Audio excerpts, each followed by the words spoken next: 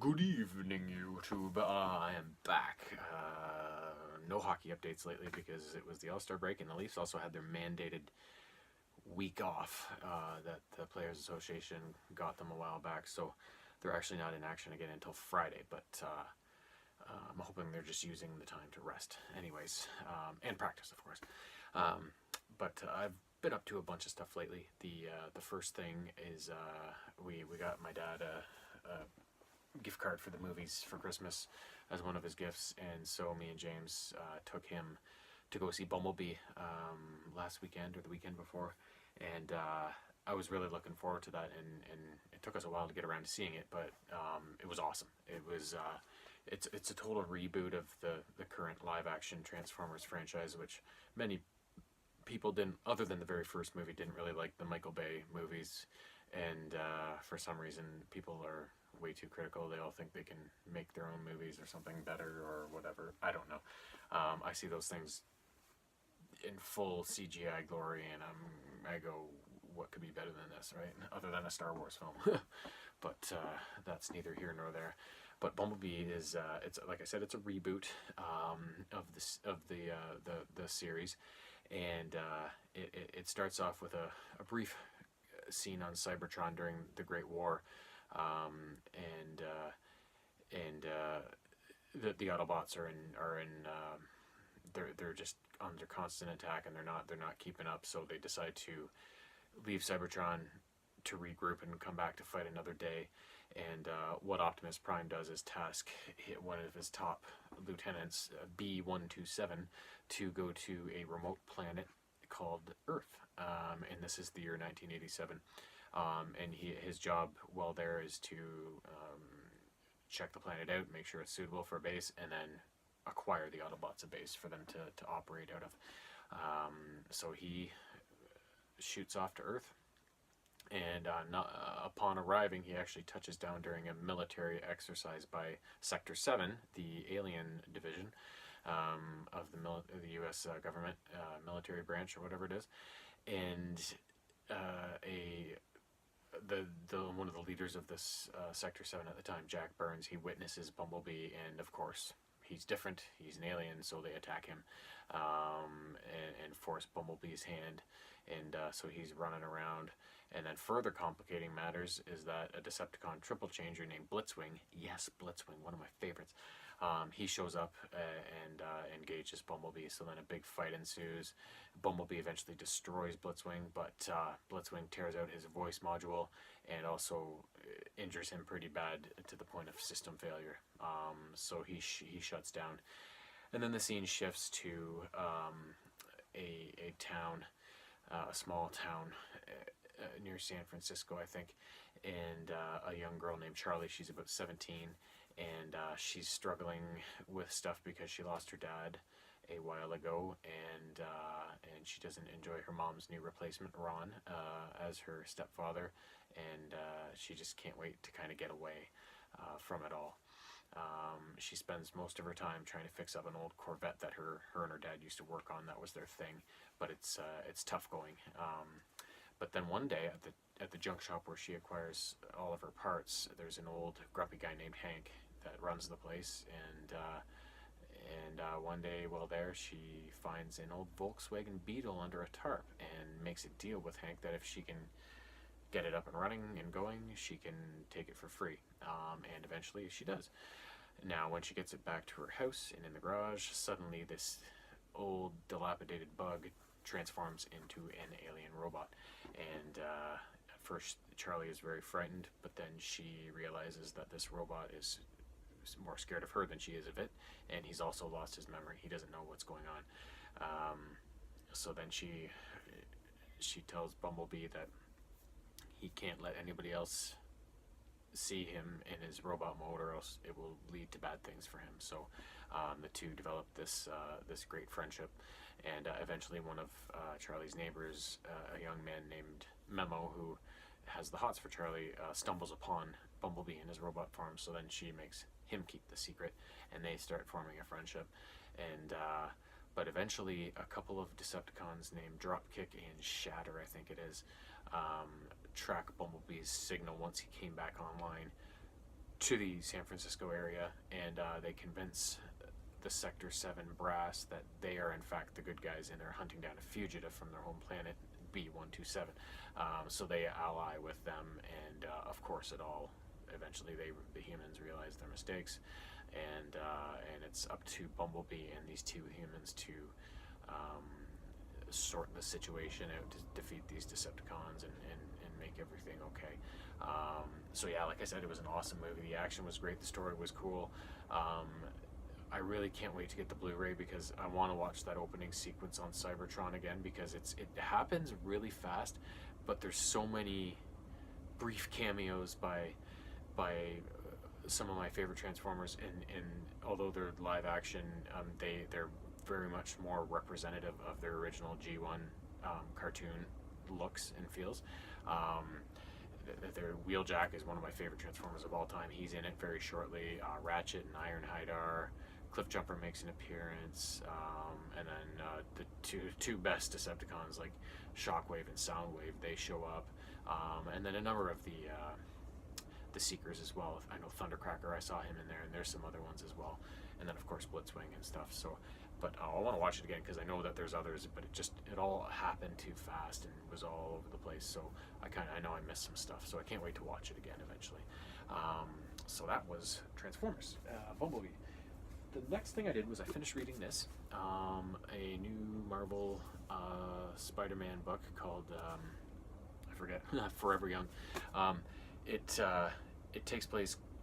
It's kind of not long after Peter first became Spider-Man. It's when he's younger, and he's attending Empire State University, and there's some stuff brewing. There's a student protest going on about the school spending money to upgrade buildings rather than making tuition cheaper for its students, and around the same time they bring in this for display this ancient stone tablet that's supposed to hold some mystical secret, but nobody's been able to decipher it ever. Now this secret behind this stone, the leader of the biggest local crime syndicate, the Magia, he thinks he knows what it is. This old man named Silvermane, and so he wants the tablet.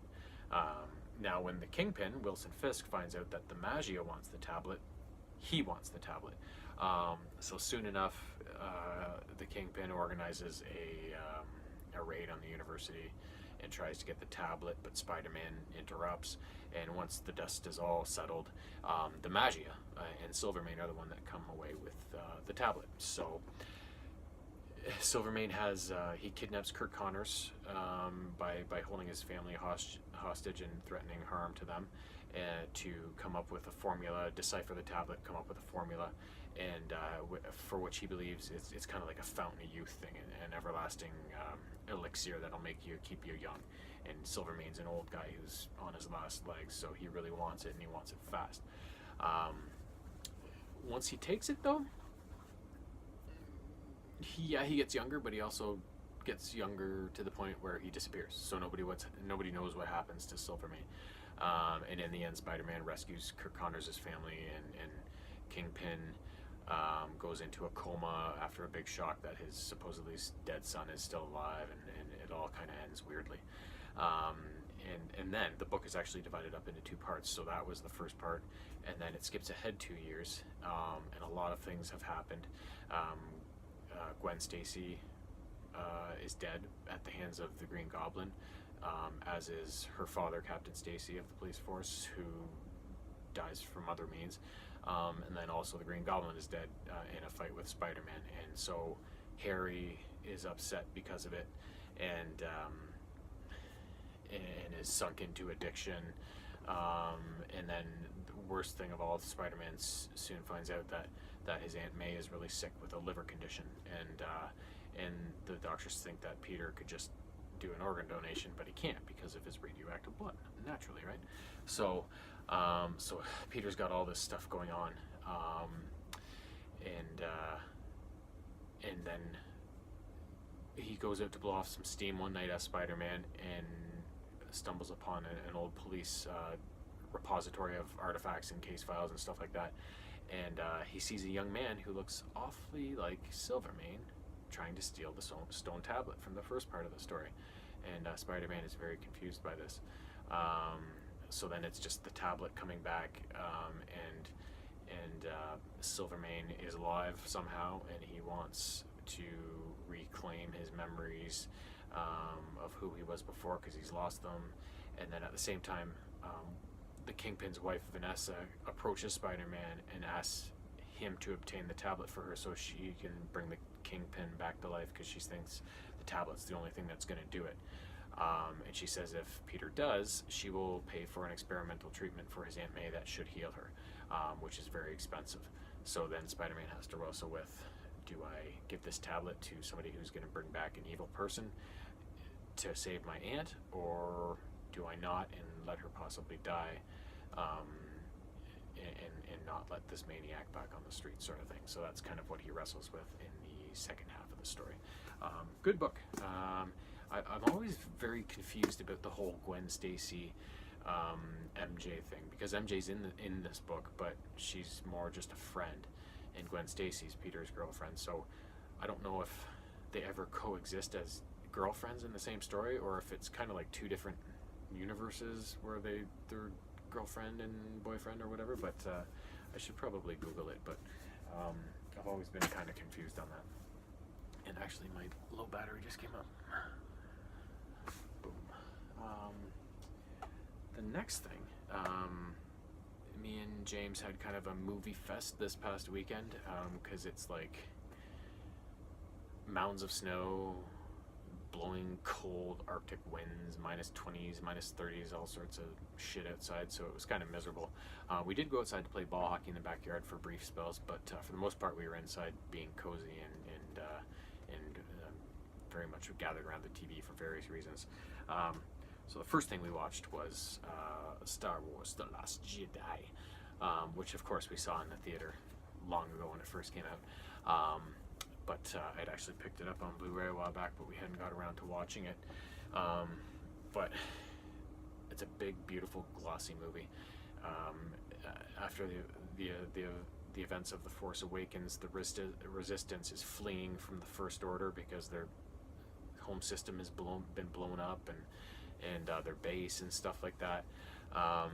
So we encountered them first in space when Leia and Poe Dameron and the main Resistance crew are engaging the First Order, and Poe comes up with this brilliant plan to destroy one of their dreadnoughts, which are these massive Star Destroyer ships that have these huge turbo lasers on them and can level pretty much anything. So they successfully do take out the dreadnought, but at a great cost. Their whole bombing squadron is wiped out, and it's one of those things that Poe has to learn, that sometimes it's okay to live to fight another day. But then afterwards they escape into hyperspace and think they're out of the woods. But when they come out of hyperspace, not that much longer, the First Order shows up right after them. So then they realize the First Order has done the impossible. They've learned they figured out how to track ships through hyperspace, through light speed. So now the Resistance is screwed, because they're low on fuel, and no matter how many jumps they make, the First Order will be right there behind them.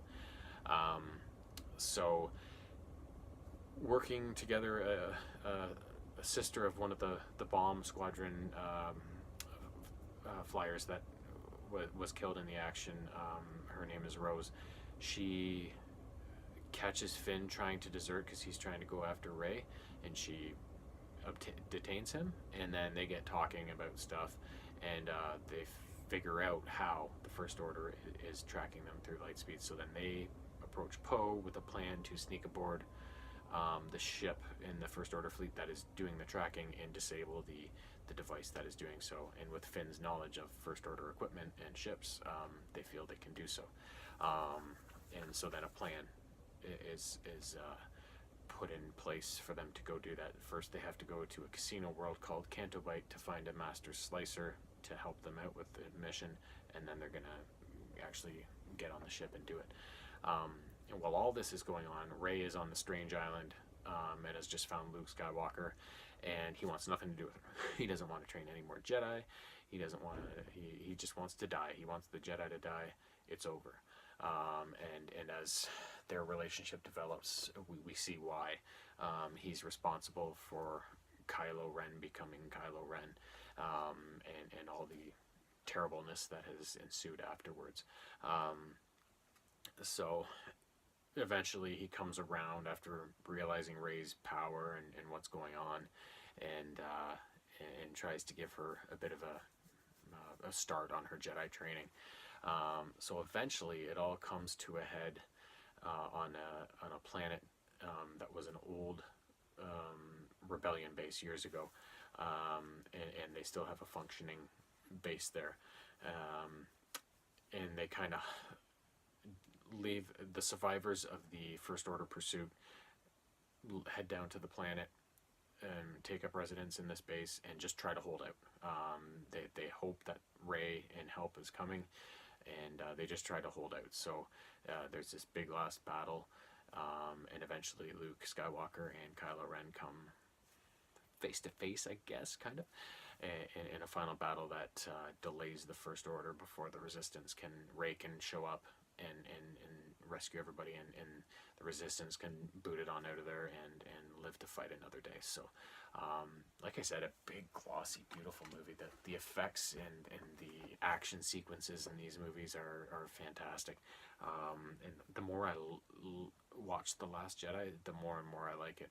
I find that I really have to give these new Star Wars movies multiple watches because they're so long and there's so much going on, and there's so much Star Wars now that it's all, you're just trying to fit it all into where everything is supposed to go, you know. And you also have to pay attention. There's a lot of haters out there, and they say, you know, the storyline is so close to the original. Who cares? Just go watch the movie, or don't if it upsets you that much, you know. Like, it doesn't change the fact that it's one hell of a movie. Whether you like the story or you don't, it's a beautiful thing to watch unfold on the screen. So sometimes people give story a little too much emphasis on stuff, I find. But anyways, that's I'll defend Star Wars and George Lucas to the hilt, because I've loved Star Wars since I was a kid, and I've spent many, many hours reading books, comics, playing video games, watching TV shows, watching movies, and I love everything about Star Wars, and just get pissed off listening to people constantly denounce it when, you know, they go watch it, and, you know, they go, like, don't go watch it then, and just shut up, please, because I'm tired of listening to you. Anyways, that's my feelings on that. And then on Saturday night, we watched two last movies. It was a double feature. A questionable parenting decision on this one, which I'm full of those. But an Adam Sandler double shot. Billy Madison and Happy Gilmore. These two movies, when I was like university age, my roommates and I used to one line and quote from these movies all the time. Just so many hilarious moments, but anyways, just briefly, because this is almost 20 minutes long now.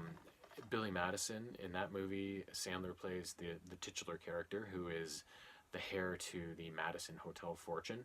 The only problem is he's well outside of high school now, never went to college, and he's just kind of a useless layabout, leeching off of his rich dad. He invites his friends over every day. They swim, they eat, they get drunk. They wait for Billy's nudie magazines to arrive. And they go around the neighborhood filling paper bags with dog shit and then lighting it on fire and putting it on people's doorsteps. So he's basically never grew up, and he's just enjoying all these resources he has at his disposal.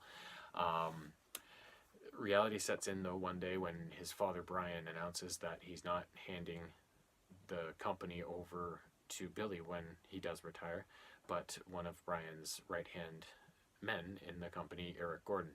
And so this surprises Billy and gets him upset, because Billy and one of Brian's other right-hand men, Carl, they know that Eric is just a big dick, and he's only going to run the hotel to serve his own selfish interests, not for the good of the hotel chain. So Billy wants that to not happen, and so he proposes this idea to his father where he'll go back to school starting at grade 1 and do 2 weeks in every grade up until he graduates high school for real.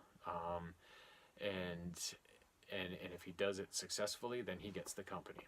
So his father is impressed by his willingness to do this and his idea, and so he okays it. And Eric's not too worried though, because he thinks Billy's just gonna flunk out and not complete it anyways. So we see Billy go back to school, and along the way he's a bully, he gets bullied, he makes lots of new young friends, and he falls in love with his third grade teacher, Miss Vaughn. And then along the way he also he learns a lot, and he realizes all of the mistakes he made along the way in living the lifestyle that he did. And but unfortunately his plan is derailed when Eric blackmails his Billy's principal throughout all this into saying that Billy paid him to give him passing grades. And so Billy's father believes this to be true, and so Billy sinks into drunkenness and tomfoolery again, and then so Miss Vaughn has to kind of give him an awakening and a bit of a bitch slap, and his little schoolmates also confront the principal about his lies, and so eventually the truth is uncovered, but it's already too late, or so Eric says, that the company's already been handed over to him. And that's when Billy proposes one last thing to Eric, a one-day academic decathlon between just the two of them, and the winner takes the company. And so that's how the end scene of the movie is, this decathlon unfolding. It's just a hilarious movie. Lots of SNL alum like Norm Macdonald, Chris Farley's in it as a bus driver. I love Chris Farley. It was a sad day when he died a long, long time ago. And yeah, just a super hilarious film. And the second movie, Happy Gilmore, is equally as good. In it, he plays the titular character, and he is an aspiring pro hockey player, but he's not any good. He loves hockey, but he's terrible at it. He's got a fantastic shot, but he can't skate. He's got anger issues, and but he won't give up the dream. So one day he has a super bad day where he gets cut from tryouts one more time. He gets home to find out that his girlfriend is leaving him, and the last thing is that he finds out his grandma's being kicked out of her house because she hasn't paid her taxes in however many years. So he is very upset, and but he takes his grandma to a retirement home, and then starts thinking about, how can I make a lot of money in a month to save her house. So then one day, when he is kind of supervising the guys that are moving all the stuff out of her house, they find an old set of golf clubs, and then so the movers start hitting balls out in the front yard. And so then Happy takes a turn, and the two guys are surprised when he drives the thing 400 yards straight down Main Street. And then they disbelieve it and think it's beginner's luck. So then he does it 2 more times in a row, bang on each time. So then he gets an idea that he can go to the driving range and get people to pay him to watch him whack the ball a long ways. And while doing so, he comes to the attention of the club pro there, an old golf tour veteran named Chubbs, whose career was cut short when an alligator bit off his hand.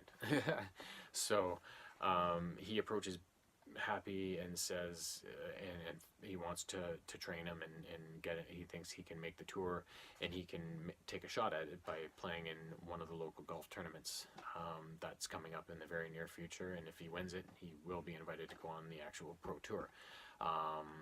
So he only agrees once he finds out that there can actually be a lot of money to be made in golf. He thinks this might be the way to get his grandma's house back. So he goes in the tournament, and it's a bit of a gong show. He's a fantastic driver, of course, but his short game is terrible. But his drives are so long that he does survive the tournament and wins it, and is invited on the tour. Once he gets on the tour, though, things go a bit awry, because he gets under the skin of kind of the hot golfer of the time, Shooter McGavin, who finally wants his shot at getting the gold jacket. And Happy's antics are not very golf-like. He cusses and swears when he misses balls. Anybody who gets in his way and gives him grief, he punches them out. And he's got a very unorthodox way of golfing, of course. But the tour director, Doug, can't help but notice that Happy's performance is bringing in all sorts of a new demographic of fans, and the ratings have never been higher. People want to watch Happy Gilmore golf, and soon Shooter McGavin's crowds have thinned out, and everybody's on Happy's hole. So Shooter tries to get Happy kicked off, but there's a PR director named Virginia Bennett who says she'll clean Happy up a little bit so that he won't be so crude, and if he can stay on the tour. And so it's agreed because of the ratings that he's bringing in, and so that the tour rolls on, and Happy keeps winning money and money and money. But just before he can try and get his grandma's house back, Shooter McGavin buys it and says he'll give it to Happy in exchange for Happy quitting the tour. Virginia gets Happy to not do it, and so Happy proposes to Shooter that they go head to head in the last event of the season, and whichever one of them beats the other gets both the house and the gold jacket, and the loser gets nothing. So much like Billy Madison, there's a kind of big last competition between the hero and the villain, and yeah, it's pretty hilarious. So Happy Gilmore is probably a little more special to me personally, just because of the hockey element of it. Obviously, being Canadian, hockey's a big thing for me, and so when I saw this movie come out and I saw that Sandler was an aspiring hockey player and with an anger problem, I was like, this is going to be awesome, and of course it was. So yeah, so those are the 5 things that we got up to recently, and I'm pretty sure I'm going to have a lot more soon, because I got a lot more movies on deck, and I'm working my way through a couple of TV shows right now, and yeah, and of course I'm always reading a book, so I will be back again in the near future, and until then, stay warm, unless you live in the South, in which case, I hate you.